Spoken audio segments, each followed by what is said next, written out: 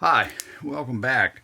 And this is part two. In case you missed the first part, we talked about basically the history of the Hollywood gun shop presses, the background to them, the years at Hollywood, and then very briefly the aftermath. And today we're going to look, or in this episode, we're going to look at specifically my relatively new Hollywood Senior Turret Press from 1962. And we'll get in here and look at it up close and in detail. It's quite a press. It has a lot of nice features. It has a tremendous stroke on it. It's actually slightly over 6 inches if you don't have a priming tool in place. With this in place, it's about 5.5, but you could handle pretty much, I would imagine, any cartridge you'd ever want to load, including BMG, 50 BMG, or any of the African cartridges, any of the black powder cartridges. That's a lot of stroke right there. This post is 2.5 inches in diameter, and let's see if I turn it around. This base and this post are all one piece. This was made from a single casting. This post is not attached to this base. It is all part one and the same. When I got it, it had a light coat of rust on the post, and the collar sleeve was frozen to it. And the paint was pretty bad on the base, and the top had a good bit of rust on it. So my restoration included breaking this free, which was just a matter of soaking it with Croil and BP Break Free, and I don't know which one got it, but at any rate, a little heat, and after a couple of days, it popped loose. And then I wrapped it up. I took it all apart, wrapped the post with paper towels, and soaked it thoroughly with Evapo-Rust, and then wrap saran wrap around that to hold the paper towels in place and let it soak for a couple of days, and voila, all the rust was gone, and it cleaned up beautifully. There's some staining on it, and it's not super shiny. It's more of a dull gray, but it kind of looks like cast iron, which I guess it is, not steel. But at any rate, it could not be smoother. It is just unbelievably smooth. That's one of my favorite things to do, is bring somebody in here for the first time and say, "Oh, operate that handle," and they say, "Wow!" Every time. It's heavy, and you feel all that mass moving, and yet it moves easily, and it's just a joy, absolute joy. This shaft down here at the bottom, and these link arms are carbon steel and very, good quality. They're not super hard, but they're hard enough. And the body is cast iron, and that's it. The bearing is the cast iron itself, and you've got these little oil bumps right there that you can use to load it up with oil. And I've been using, kind of from Dylan, I picked up the notion of using motor oil for these sliding parts. And I just use Castrol on them, and it seems to have worked out really, really well. But you can see there is a stop right here that is adjustable. So you would put a wrench onto the lock nut and a screwdriver in there, and then when it goes down, you can see where it forms a stop point right there. The reason for having this adjustment down here is so that the link arms will reach a maximum extension and no more. If you don't have the stop in here, it'll actually go slightly over center, meaning the thing has gone up as high as it'll go, and then it actually starts to come back down. So if on your stroke, it would be like up, up, up, up, and then right at the end, it would come back down. If you go too far if you don't utilize this adjustment stop. But with this, you can get it very precise so that it lines up. And in the patent, Corcoran says that it is designed so that the collar reaches the top as the link arms approach alignment. So they don't go over center, and they actually don't even quite get aligned. They approach alignment. So anyway, if it's a hair over, actually, I guess it doesn't matter, but at any rate, that's what that piece is for, and that's how you adjust it. The lever arm, or the handle rather, and the lever arms are connected together internally with this screw, which you take out with a 1/2 inch bolt, and it just simply comes out. It passes through this handle, and it passes through this link arm, which, as you can see, sticks out here at the back, goes all the way through this main rod. And so that bolt just goes in there, screws into the main rod inside, and locks the three of them, or the three pieces together: the main rod, the handle, and the link arm. On the opposite side, you have the same thing, but just the one arm. Now, you'll notice there is a hole there, and so with that, let's see, can you see? Yeah, you can see the rod down in there, or the bolt rather, that goes through. That means you can move this rod over to this side if you're left-handed, if you prefer. I suppose you could put two on there, couldn't you? But at any rate, this rod, by the way, is 7/8 in diameter. It's erroneously described as 3/4 in diameter in that document from the antique reloading tool people. Not that that's a big deal, but I'll just mention it. You just oil these things. I mean, golly Moses, there's four, or there are 2 loose pins, these on each side, which, yeah, you can see how they go in there. And they're just held in place by little spring rings, which you can get on and off. You can get them off with a little screwdriver. You can just pop them right off, and then you can just roll them back on with your fingers. They're really easy to take on and off. Believe me, I've done it many times. Now, by now, you've noticed this hole right here. And what that is all about leads us to the another point, a major point about this press. As mentioned in the letter to my friend Bill, this press is wonderfully suited to bullet swaging. And in order to do that, you would remove these little pins from the link arm and put them through these holes to connect the link arms here. Now what's going to happen is that the sleeve is going to come down to here just like it does now, but at full stroke it will be, well, it'll be that much further down right there. The sleeve will be about right here at the top of the stroke.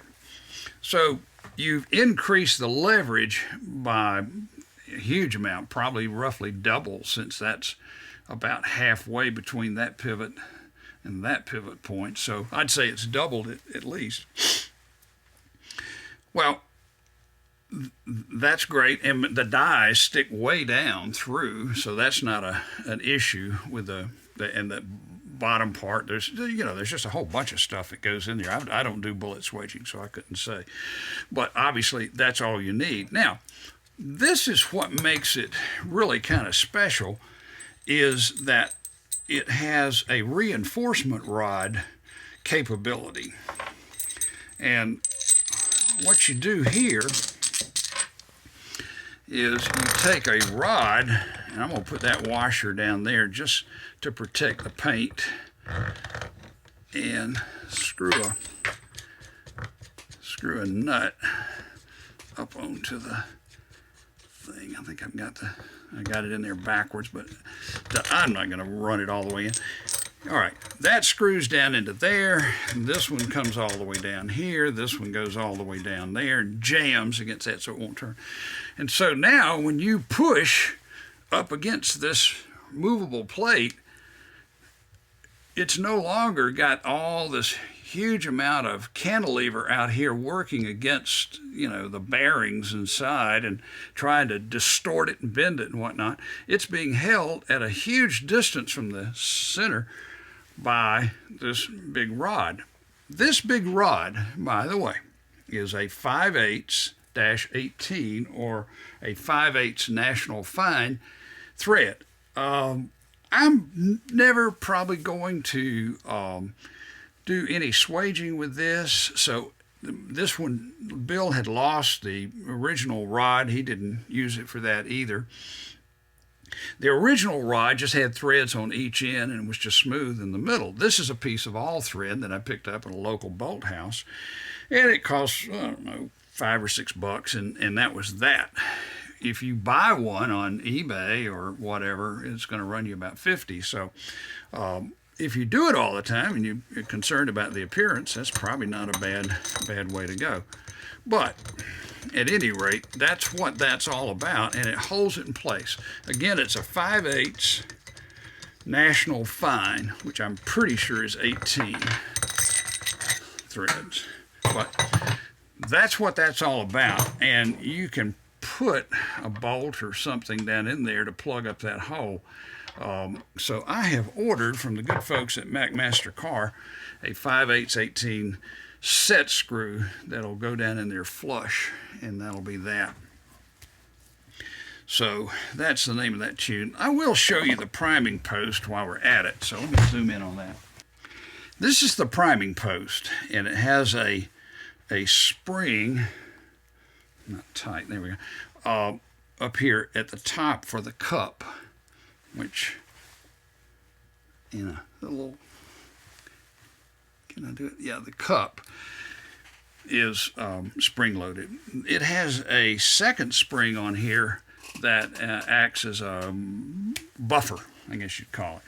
You can adjust this sleeve up and down. Well, this part's screwed in tight. This, well, see, the whole thing's coming loose. But anyway, you can adjust this up a good bit so as to adjust for the seating depth. Now, this, if you look there, you'll see it come popping up through the shell holder. Well, that's not a shell holder.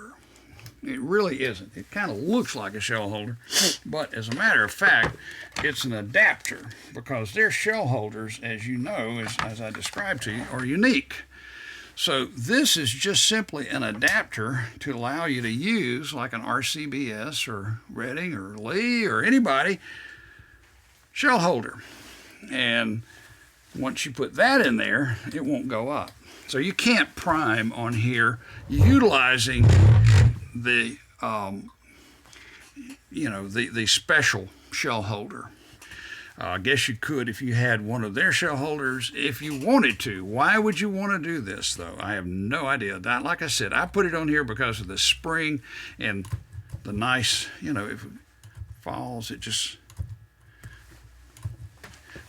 Oh, and the other thing it does, if you don't have the spring back here, when you come down, this arm is going to come all the way down and hit right there. And you can see that there is a dent there from where it was hit over the years. And that'll also eat up the paint. But with this, that's what you get right there. Nice little stopping action. Very, very like a cushion. Wonderful. All right, let's talk about the turret a little bit. Here's the front. That should be your number one dive position. It actually has provisions for 3 of these handles, but it only had one with it, and I think most of them only have one that I've ever seen. It either shipped that way or people have lost them. But at any rate, you can buy handles. I bought some for it, but they didn't match this one. They were a little bigger, and I finally found one, but golly Moses, it was like $25 just for one. And I just, what do I need that for? You're just going to do a little bit of movement and that's it. So, but you do have a hole here where you can screw it in, and another one here where you can screw it in. Now, I'm sure by now you have noticed these bushings up here. Let's talk about that. This press has 8 holes in the turret. 4 of them are 7/8 14, which is, for a standard die. 4 others have half 12. Well, I'm sorry, 1.5 12, I think it is. It's a 1.5 inch thread. I believe it's 12 threads per inch. And the dies made by Hollywood for shotgun shell reloading are actually that size. That's the thread size for them. And they'll fit right in there. And I've got the shotgun shell dies that Bill had, but I don't need them. I don't plan to use them. I don't load for shotgun. And besides that, it's very cumbersome. But I bought some adapters from CH Tool, and they make these adapters, which are very nice. And there's a set screw that goes in and holds it in place, and it'll really lock it in. They make several different sizes, by the way. If you need an adapter for a different press to adapt it to 7/8 or anything else, you contact CH Tool, CH Reloading, I forget what it's called. Google it, you'll find it. The other thing, too, I learned a little trick. Under the set screw, instead of lead, like I've often seen, they actually used a little piece of aluminum. And there were only 3 of them had the plug in there. And so for the 4th one, I bought an aluminum rod of, I don't know what it was, 1/4 inch diameter, I guess. It fit pretty good up in there. And I just used a Dremel tool to cut off a little piece on the end and played with it on a file and got it nice and goes in there. And it just works wonderfully. Lead, I don't know, lead always seems to jam into the threads, making it very, very difficult to take the things out. That's been sitting in there for a month at least, and you saw I just unscrewed it with my fingers. But I guarantee you won't get it out right now. Okay, let's look at the top of this thing here, and I'll show you, if you have one, how to adjust it. Get yourself a 5/16. And here is how you adjust this top. You just loosen this set screw, and then, well, the easiest way is just rotate it by hand in an unscrewing direction, and then it'll just come right off. And this is a nut that has the set screw protruding down inside there, well, up inside there. And it's just threaded, it's real smooth. You want to make sure it's smooth and not rusty or anything like that. Okay, on top of the post, there is a ball, a greasy ball, and it does not function as a bearing. It functions as part of the locking system. And what's going to happen is it's going to bear in there against that set screw. That set screw and that ball bearing are going to jam together against this post to lock the whole thing together and keep it from rotating. Here's the turret. It just simply sits on there, and it's a very nice fit. And underneath, you can see that it has 8 detent holes in it. All right, now let's put it back together. First thing to do is let's wipe off the top just to make sure it's nice and clean. Don't lose that ball. By the way, if you do need to get the spring out of there, the easiest way is to use a magnet. And so there's your little spring that's down in there. But that's what that's all about. And just in case you're wondering if this press really is, yep, cast iron, yep. No, it's stuck. So there's that. All right, the ball in place. We've wiped it off. And same thing, we'll wipe off the underside of the plate. And just to make sure there's no dirt or anything accumulated under there.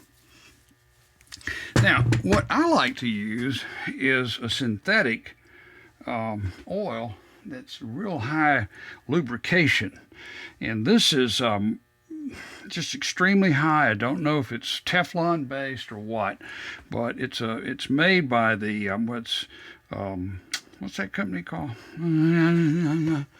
They make this stuff, Milcom, yeah.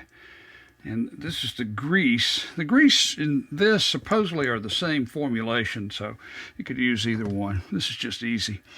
So I'm going to put some, just a drop or two here on the platform where the turret is going to ride, and let it sit down there, and I get a little lubrication on that. Likewise, I'm going to put about 5 drops on the turret itself where the nut will go. And here's our nut, and likewise we'll make sure it's clean, and up inside it's clean, and so forth. And that's not a moving part. All I did there was just use some of my motor oil and just spread it around my finger just for rust protection. That's the only reason. There's no contact of any kind in there. Same thing in here. I wiped it good with that. Now I'll show you how to put it together. This is so easy you will not believe. Screw it down, it will make contact, and then it will pull down against that detent spring right there. And you just turn it that far till it's tight. As soon as you feel it get tight, stop. Don't do any more.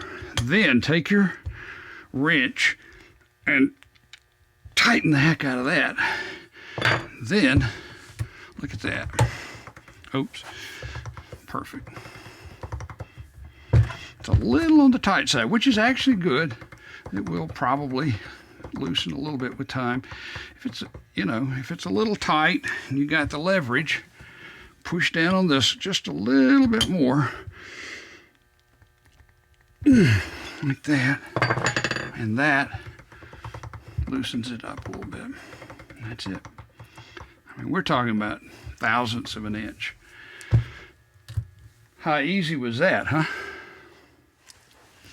I want to give a shameless plug to the people that make this product, VHT, which is very high temperature, wrinkle plus, wrinkle finish, durable texture coating. It's a wrinkle paint that I use to paint this thing, and I'm just absolutely astounded at what a good job it did. I will tell you, follow the directions, get everything nice and clean, and follow their directions. You put on 3 heavy coats, moving horizontally, vertically, and diagonally, with just a minute or so between the coats, and then leave it the heck alone for 2 days. If you'll do that, you'll really be amazed at the finish on this thing. It's tough, it's durable, and I got this from one of the local auto parts places here. I think it was O'Reilly, but Advance had it. Who else had it? One of our local dealer places. I think just about any auto dealer, auto parts place has this stuff, and it's about 11, 12 bucks or something a can, so it's not cheap, but it just does an excellent job. I don't know, can you see that? Yeah, and the collar, it's good stuff. I like to plug things at work. The steel linkage parts were, and the handle especially, was in pretty bad shape.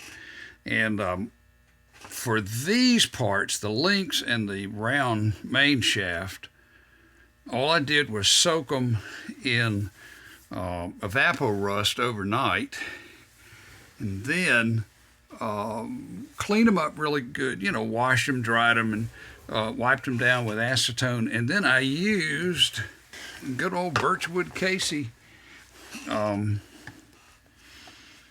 super glue and glued them, including the handle. The handle I did with sandpaper with some, let's see, here's some 1200 grit, but I actually didn't. I used 400, wet or dry, and I sprayed it.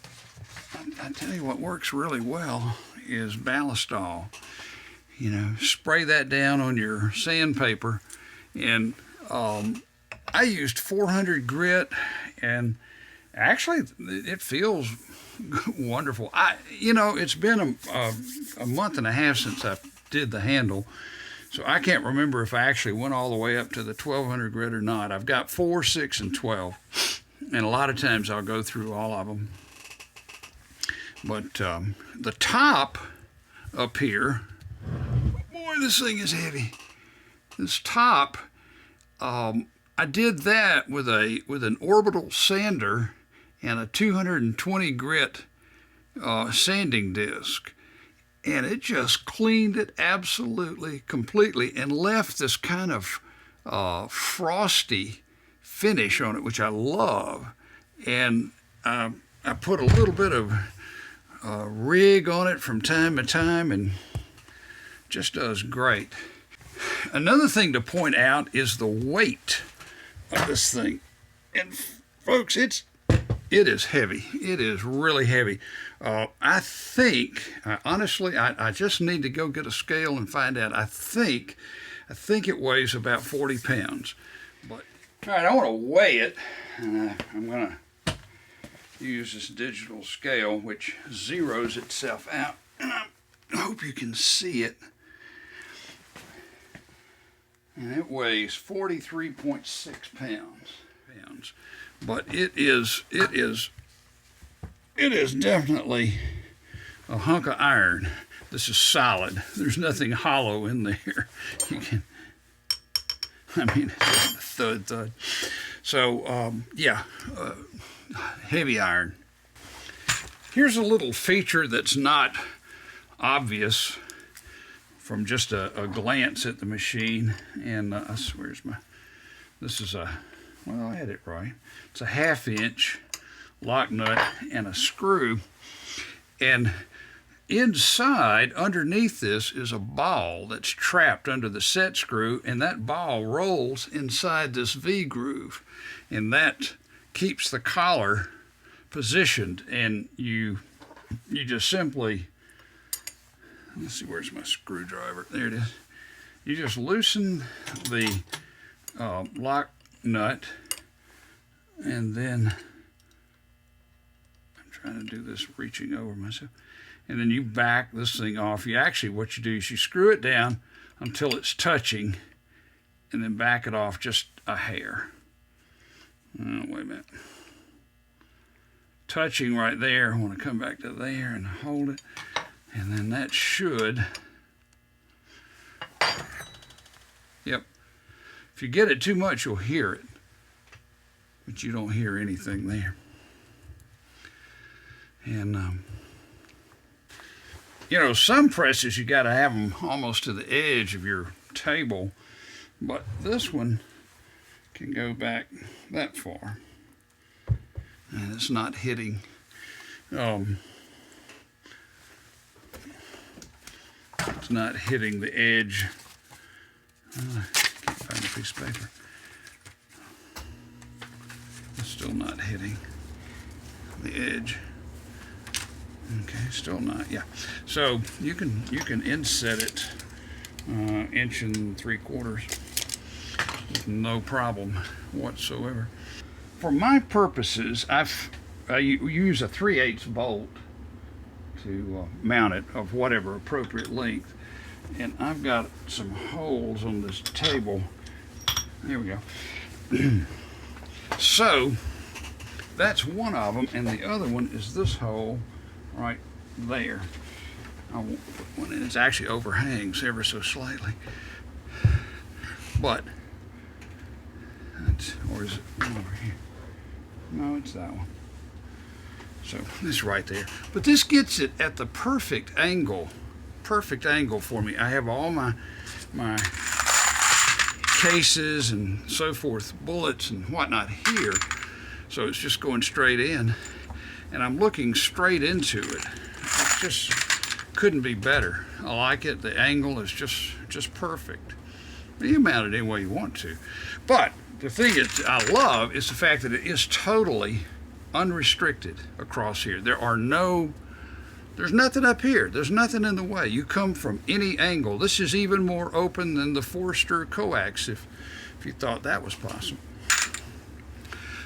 One other little thing, although I really like this priming post, if you shouldn't happen to have one, here's a trick. Get yourself a 3/8, is that right? A 3/8 shoulder bolt, yeah. And that screw, which is I think 5/16, is absolutely perfect fit for the spot where the priming post goes. And that was a little bumper that came off of a doorstop, and there you go. Now, if you notice, it's even higher than it was, which means I have less to have to move it. In fact, I wouldn't mind if it was right there. This one I think is 2.5 inches long. I think 3.5 or even 4 would be ideal. Okay, here's a freebie. There is a problem with this thing when you are resizing cartridges that have primers, and that is, what do you do about the primer when it pops out? They do not make provisions for it, so you wind up with them all over the floor. Well, here is a solution that will work very, very well indeed. Go in the laundry room and steal your wife's measuring cup off the top of a jug of Tide soap. Put it on here so it's almost touching, but back it off just a little bit. You can't do it in the center. It can't go back that far, but just come off of it a little bit. Take a magic marker and mark where the hole is, where this threaded hole is. And then take it and drill an 11/32 hole through it. Let's see, can we see that? Yeah, an 11/32 hole right there. Okay? Then get yourself, now this is going to depend on what length cartridges, but in my case I'm talking about reloading some pistol cartridges. So what I have here is a 5/16 bolt that is 4 inches long. And what you want to do is, if you have a lathe, like I don't, you chuck it up in the lathe and turn this head down part of the way. Knock all the corners off of the flats. In my case, since I did not have a lathe, I just chucked it up in a drill press and held a file up against it, and took about 5 minutes, and there it was. But this is a grade 8 bolt. I didn't realize that. My Lord, that thing was hard. I wondered why it took so long. So then, take yourself a washer and a nut. Put the nut and the washer on here, and put your little cup on, and hunt around for that hole. Where is it? There it is, right there. And then just thread that down against it until it's tight. Take a 1/2 inch open end wrench and snug it down. And that should do it. It's not going anywhere. Okay, that is very tight. Now, when you come down, wham, it goes bang. That's why I filed it down. Here's a good old door stop. Now, you all got one of these lying around in your junk box. So you pull the rubber cap off of it, and then you stick that rubber cap, easier said than done, onto here. And it's a tight fit, and you need it to be so it won't come off. And there it goes. You got yourself a little mushroom. Boom. So what'd that do for us for our stroke length? Well, not really a problem at all. We still have, well, let's see, we go from 4 3/8 up to 1 1/8. So that's what's that? 3 1/4. Anyway, that's a lot of strokes still. And you know, you put your typical pistol cartridge in there, 32-20. That's kind of long, about like a 357 Magnum, and no problem at all. Comes up right through there, but goes way down out of the way. So that'll work. And you could use a shorter bolt accordingly if you needed to do it with a rifle cartridge or what have you. No charge for that, by the way. Thank you. Glad you enjoyed it. We did talk earlier about the large and small holes on top in the turret, and I've got these bushings in here to reduce this 1 1/2 12 down to a 7/8 14 for a standard reloading die. Okay, why do you have that big one? Well, Hollywood makes shotgun dies, and these are big mothers. And that's one that he had, and like I said, I don't reload shotguns, so I'm not sure at all what this does. This one was rusted really, really bad, and I cleaned it with Evapor-Rust and blued it, not down here, but up here with the, I think I might have actually used Oxfo blue for that. It's a little more brownish looking. So anyway, that's what that is. Now, some of these shotgun dies can just get ridiculous, like this one. I don't even know if it shows. You can't even see the top of it here, but I don't know. This is something. It starts and goes up in there and all this kind of stuff. It's a heck of a complicated die, I'll tell you that. And I'm sure it does its thing well. This one has been cleaned with the Rust-Oleum, with the Evapor-Rust, but I didn't reblue it. I just oiled it up real good. And just for comparison, let's put a standard die here, which goes right in, of course. And you can see just how big that thing is. My late friend Ed Voigt used to say, "Rex, do you understand everything you know about that?" And so I'm going to share with you, no. The answer is no. I don't understand all I know about this, but I've tried to pass along a little bit to you about this machine and what it's all about. It's a piece of luxurious iron that you just wouldn't find. Nobody could make anything like this these days and make a living. I mean, they would have to sell it for so much money, and but if you can find one for sale at wherever, buy it. Don't hesitate. Buy it. You can clean them up. You can fix them. The only thing you're really going to need will be the shell adapter. And by the way, I bought this from a fella who sells them via eBay. And I think he's in Oregon. He is just delightful to deal with. It's about $20. I mean, it's very reasonable for a piece of almost custom machining. And it just beautifully made. The knurling looks great. Everything on it fit perfectly.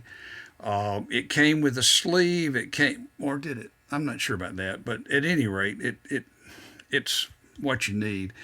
So you want to get this for sure if you get one. And then those adapters that go up on top for the threads.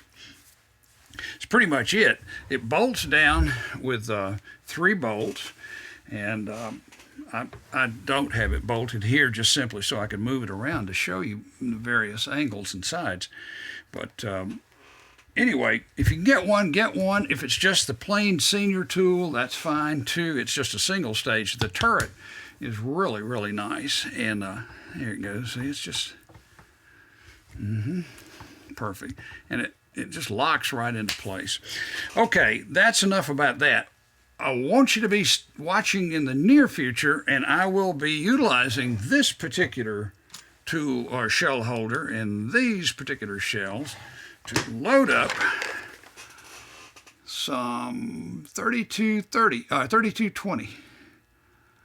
Some 3220 cottages. 3220 Winchester. Gonna make some for a beautiful little Colt pistol. Colt Police Positive Special. Made in 1920. I'll show it to you. You'll love it. It's a great little pistol. And we're gonna make them here on this press before your very eyes. Hope to see you then. Thanks for watching.